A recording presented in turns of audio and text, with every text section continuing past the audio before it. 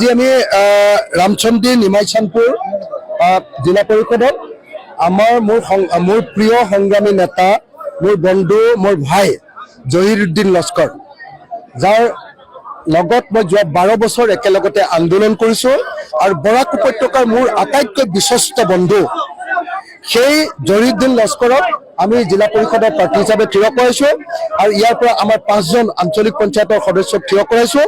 মই সকলো ৰাইজকে আমাৰ গেছ চিলিণ্ডাৰ চিনত ভোট দিবৰ কাৰণে আহ্বান জনাইছোঁ। 2026 চনত বিজেপিক পৰাভূত কৰিবৰ কাৰণে, বিজেপিক বৰাক নদী আৰু ব্ৰহ্মপুত্ৰত উটুৱাই দিবৰ কাৰণে আমি যি সংকল্প লৈছোঁ তাৰ অংশস্বৰূপে এইবাৰ আমি বৰাকত খাতা খুলিবলৈ লৈছোঁ। বৰাকত আমি প্ৰথম ইলেকশ্যন খেলিবলৈ লৈছোঁ আৰু বৰাকত এইবাৰ আমি বিজেপি আৰু এজিপিক পৰাভূত কৰি AIDFক পৰাভূত কৰি এইবাৰ বৰাকত আমি আমাৰ ইলেকশ্যনী কাম আৰম্ভ কৰিম। আমাৰ প্ৰথম কেণ্ডিডেট আমি চিলেক্ট কৰিম আৰু তাৰ পাছত বৰাকত 2026 চনৰ বিধানসভা নিৰ্বাচনত আমি MLA চিটত আমি অংশগ্ৰহণ কৰিম, MLA ইলেকশ্যনত আমি অংশগ্ৰহণ কৰিম। মই সবাইকে সকলোকে বৰাকে লোক সবাইকে মই অনুৰোধ জনাইছোঁ কি সকলোৱে মিলি আমাৰ ৰাইজৰ দলত জয়ী কৰক।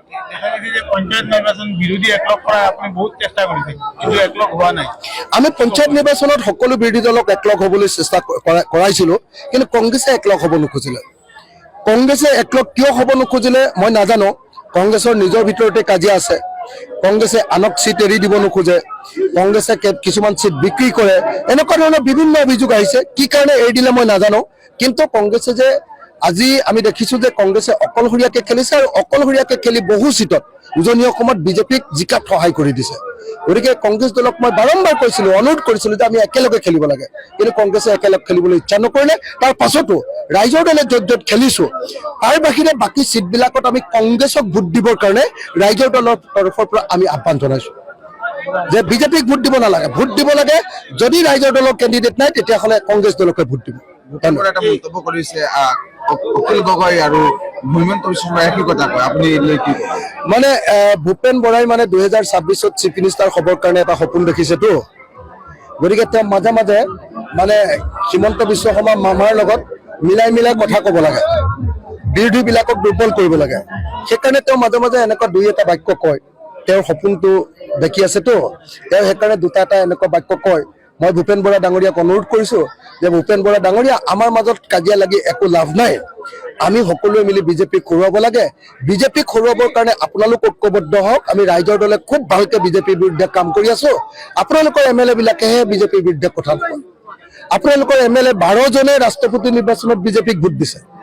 আপোনালোকৰ MLA 6জনে ৰাজ্যসভাৰ নিৰ্বাচনত বিজেপিক ভোট দিছে। আমিতো ভোট দিয়া নাই। গতিকে আমি ৰাইজৰ দলে বিজেপিৰ বিৰুদ্ধে আছোঁ। আপোনালোক বিজেপিৰ পক্ষত আছে, আপোনালোকৰ কাৰণে অসমত বিজেপিৰ উত্থান ঘটিছে। গতিকে আমি সকলোৱে মিলি বিজেপিক পৰাভূত কৰিব লাগিব। 26ত নিশ্চিতভাৱে বিৰোধী একলগ হ'ব। আমি যিকোনো প্ৰকাৰে 26ত একলগ হ'মেই আৰু একলগ হৈ বিজেপিক আমি ব্ৰহ্মপুত্ৰ আৰু বৰাকত দলিয়াই এগৰাকী জিলা পৰিষদৰ মহিলা প্ৰাৰ্থী দিছোঁ আৰু তেওঁ জিকিব। আমাৰ তিনিখন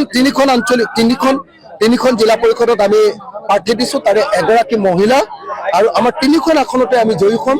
আমাৰ মুঠতে 17জন আমি আঞ্চলিক পঞ্চায়তত দিছোঁ আৰু আঞ্চলিক পঞ্চায়তৰ ভিতৰতো আমি 3গৰাকী মহিলা।